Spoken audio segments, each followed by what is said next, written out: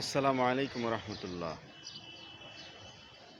আমাদের অনেকেরই পিতামাতা, আত্মীয় স্বজন, ময়মুরব্বীরা দুনিয়াতে নাই, দুনিয়া থেকে চলে গেছে। তো তাদের জন্য আমরা কি করতেছি এই দুনিয়াতে? তারা তো আমাদেরকে উপযুক্ত করে রেখে গেছেন। যদিও আমি সেই উপযুক্ততা অনুযায়ী চলতে পারি না দুনিয়াতে, আল্লাহর কাছে আমরা সেটার জন্য পানা চাই, মাপ চাই। আল্লাহ যেন আমাদেরকে সরল সঠিক পথে প্রদর্শন করেন। তারপরও আমাদের পিতামাতা, আত্মীয় স্বজন, বন্ধুবান্ধব, নানা নানি, দাদা দাদি যারা দুনিয়া থেকে চলে গেছেন, তাদের জন্য তো আমাদের একটা দায়িত্ব আছে। কারণ আমরাও একদিন চলে যাব। আমরা যখন চলে যাব তখন আমাদেরও এরকম চাহিদা থাকবে পরকালের জগতে, যে জগতের শেষ নেই। দুনিয়ার মানুষের কাছে আমরা যাদেরকে রেখে যাব, আমাদের সন্তান, আমাদের আত্মীয় স্বজন, আমাদের যাদেরকেই রেখে যাব, তারা তো আমাদের জন্য কি করবে সে আশাটা আমাদেরও তখন হবে। তো এই জন্য আমাদের সবচেয়ে গুরুত্বপূর্ণ, মুসলমান সমাজের বা মুসলিম উম্মার সবচেয়ে বেশি গুরুত্বপূর্ণ হলো আমরা দুনিয়া থেকে চলে গেলে আমাদের জন্য বা আমাদের ময়মুরব্বীদের জন্য, যারা চলে গেছেন তাদের জন্য আমাদের খাস করে বিভিন্ন আমল আখলাক, বিভিন্ন নেক কাজ করে তাদের জন্য দোয়া করা। এই দোয়াটি খুবই গুরুত্বপূর্ণ একজন মৃত ব্যক্তির জন্য।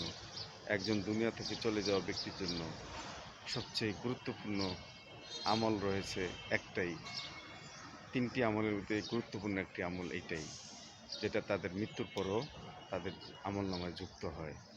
সেটা হলো তাদের দুনিয়াতে রেখে যাওয়া সন্তান সন্ততি, নেক সন্তান সন্ততি তাদের জন্য দোয়া করবে। তো আমরা যে যেখানেই থাকি না কেন, চেষ্টা করব পিতামাতা, আত্মীয় স্বজনের জন্য সবসময় নেক আমল করার পরে, ভালো কাজ করার পরে একটু দোয়া করার জন্য, যেন আমাদের পিতামাতা, আত্মীয় স্বজন তারা যেন কবর জীবনে সমস্ত আযাব থেকে মুক্তি পায়। আল্লাহ যেন তাদের জীবনের সমস্ত গুনাহ খাতা মাফ করে দেন। সেই ব্যাপারে একটু আলোচনা করব। তো আমরা সবসময় অনেকেই অনেক কথা বলি, কেউ কোনো ইতে বলে কবর জিয়ারত জায়েজ নেই, ইত্যাদি ইত্যাদি বিভিন্ন কথা বলুক, যে যাই বলুক, আমাদের নিয়ম অনুযায়ী আমরা কবর জিয়ারত করব। কবরের পাশে যাই বা মনে মনে করি।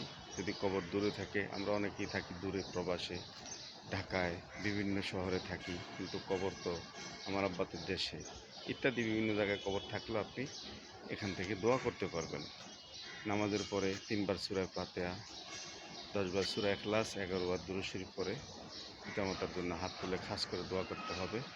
এবং সেই দোয়াতে পিতামাতার জন্য খাস করে সবচেয়ে বেশি যে দোয়াটা করবেন, রব্বির হামহুমা কামা রব্বায়ানি সগীরা, মনটা নরম করে দিয়ে আল্লাহর কাছে পিতামাতার জন্য, আত্মীয় স্বজনের জন্য দোয়া করবেন এবং নিজের জন্য দোয়া করবেন।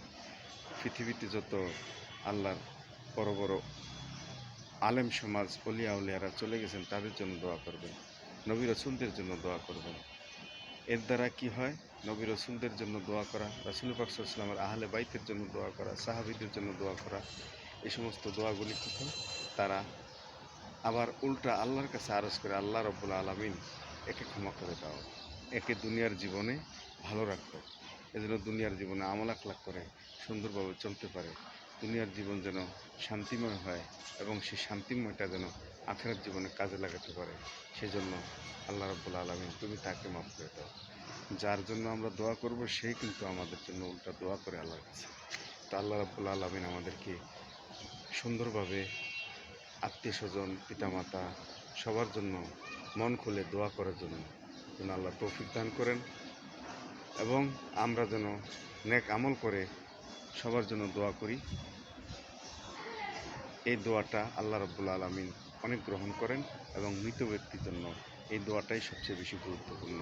আর মৃত ব্যক্তিরা চানই এই দোয়াটা, কবরবাসী আমাদের কাছে এই দোয়াটাই চান, সবসময় দোয়া করা, 5 ওয়াক্ত নামাজের পর দোয়া করা, বিভিন্ন ইসলামিক অনুষ্ঠান, ইসলামিক প্রোগ্রাম, ইসলামিক বিভিন্ন গুরুত্বপূর্ণ দিনগুলিতেও দোয়া করা। আল্লাহ রাব্বুল আলামিন আমাদেরকে তৌফিক দান করুন। আল্লাহ যেন আমরা আমাদের আত্মীয় স্বজনের জন্য দোয়া করতে পারি আল্লাহ তাদের জন্য গুনাহ কথা মাফ করে দিয়ে জান্নাতুল ফেরদৌস নসিব করেন। আর আপনাদের কাছে অনুরোধ রইল, আপনারা আমার ভিডিওটি একটু শেয়ার করে দিবেন, ভালো লাগলে আপনার টাইম লাইনে রেখে দিবেন, আর বেশি বেশি শেয়ার করে দিবেন। দোয়া ও ভালোবাসা রইল সবার জন্য। আল্লাহু আকবার।